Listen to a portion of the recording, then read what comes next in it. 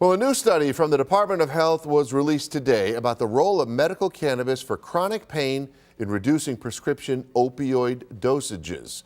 Joining us now is Dr. Laszlo Meckler, who is the medical director at Dent Neurological Institute. Doctor, thanks for joining us tonight. Thank you.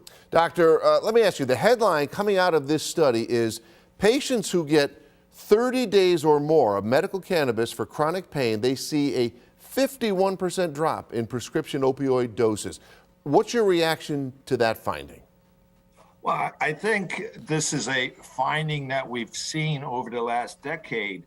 In fact, we have at the Dent Institute 13,000 patients, and we have published multiple abstracts and articles, which interestingly comes with the same statistics, which is about 47 to 51% of patients who use cannabis will decrease the amount of opioid or narcotics they use for various reasons. In fact, people who are on opioids come to us, say, I want to get off opioids. Could you help me? So this finding just reinforces what we've known for not just years, but decades.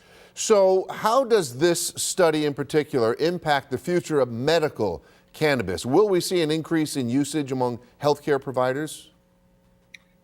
Well, I think this just adds to the total amount of articles that are being written.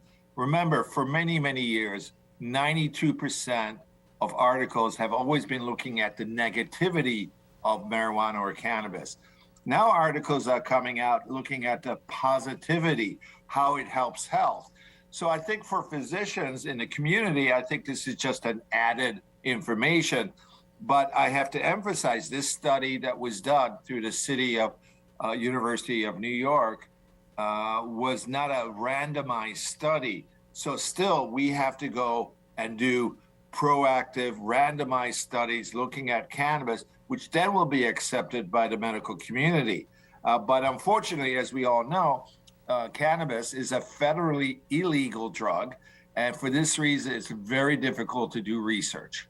Yeah, and what do you think that this study does for the opioid epidemic that the country is still having? Do you think that this will maybe inspire more research into medical cannabis as a possible solution for patients needing long-term opioid treatment? I think it raises the information about the fact that there is another option. In fact, there are other studies that have shown that about 30 to 40% of people who use medical marijuana use it for pain. So I think this information is not only important for the medical doctors, but also for patients. And when patients are very fearful of the use of opioids, and with the tremendous increase in the deaths from fentanyl and other opioids in the United States over the last 3 years, it has doubled and is getting to the point when we triple the amount of deaths in the United States. We're talking about over 100,000 people dying from opioid overdose. So this may be a way for patients and doctors to decrease the amount of opioids in patients who are prescribed opioids, such as cancer patients and patients from trauma and spine disease. Doctor, final question. The majority of your prescriptions that you write are basically for what ailment that people have? Well, as I looked at my statistics, of the 13,000 patients, 75% are being prescribed for pain. But when I look at the pain, many of these patients have not only traumatic injury or cancer, many of them have pain related to multiple sclerosis, Parkinson's disease, and spine injuries. So there's a long list of reasons why people are being prescribed opioids, some of them truly beneficial, like in patients with cancer.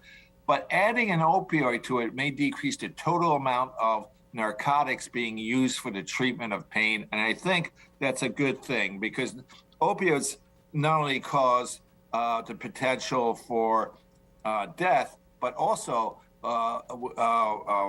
mental issues, depression, constipation, disorientation. So opioids have a long list of side effects that medical marijuana may help out, and I think that's the benefit of this study. Dr. Laszlo Meckler, Medical Director at Dent Neurological Institute, one of the best in the business. Doctor, thank you for joining us tonight. We really appreciate your time. I appreciate it. Thank you very much. Thank you.